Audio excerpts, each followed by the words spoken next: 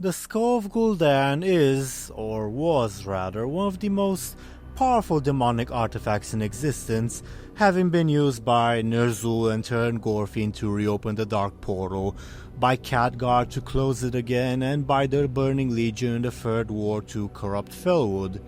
Yet the skull was notable not just for the power it contained, but for the influence it had on its wielders.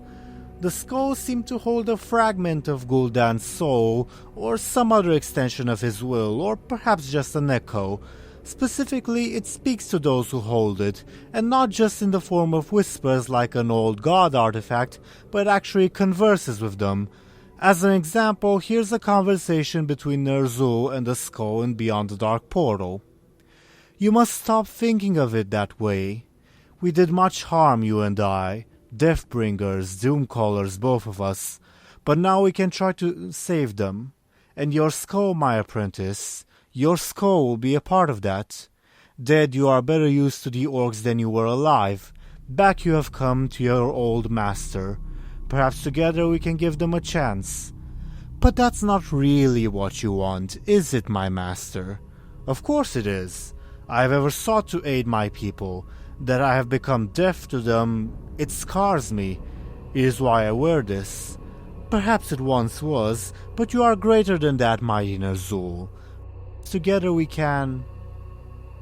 It's not really known what purpose the skull has, however.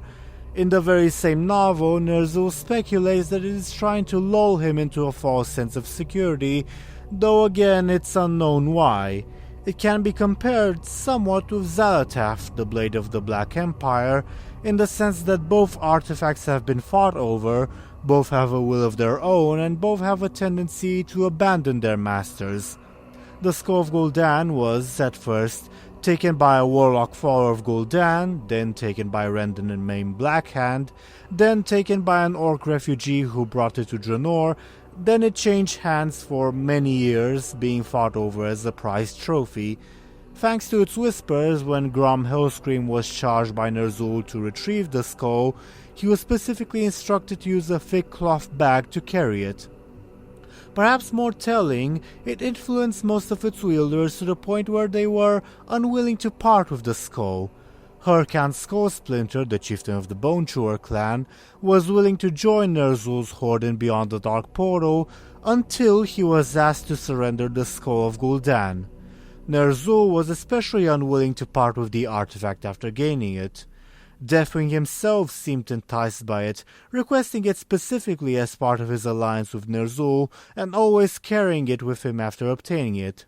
When Khadgar first picked it up, the skull immediately tried to convince him to become its apprentice.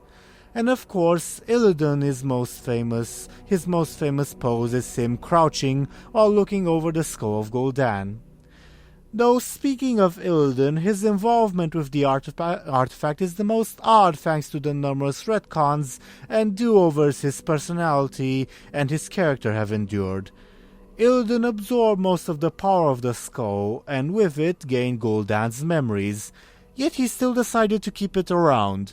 The skull is also not really mentioned in the Illidan novel, the novel where the nonsense of Burning Crusade was explained. There's a theory floating around, and perhaps there is some validity to it, that the skull of Gul'dan is the reason why, despite being a good guy all along apparently, Illidan did all the questionable things he did in Burning Crusade.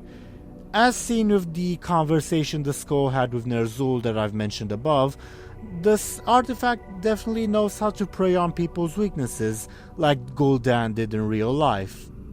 It's perhaps why Illidan, immediately after being revived, crushes alternate Gul'dan's skull, since he probably knows just how much evil it can do. However, if that's the case, if the skull of Gul'dan continued whispering after Illidan absorbed most of its power, then that means that all the more we need a bit of resolution on its story. Illidan had the skull on him when he died, in fact it's part of his loot table. So did one of the eager adventurers take it and has now possibly been corrupted? The Wardens have it. Is it still in the Black Temple? It hasn't been destroyed as far as we know. I don't think we'll ever get a resolution to that storyline, but really, It seems like such an obvious one that I wonder how people haven't asked about it before. Anyway, this brings us to the end of this particular video. I hope you've enjoyed and I'll see you all later. Farewell.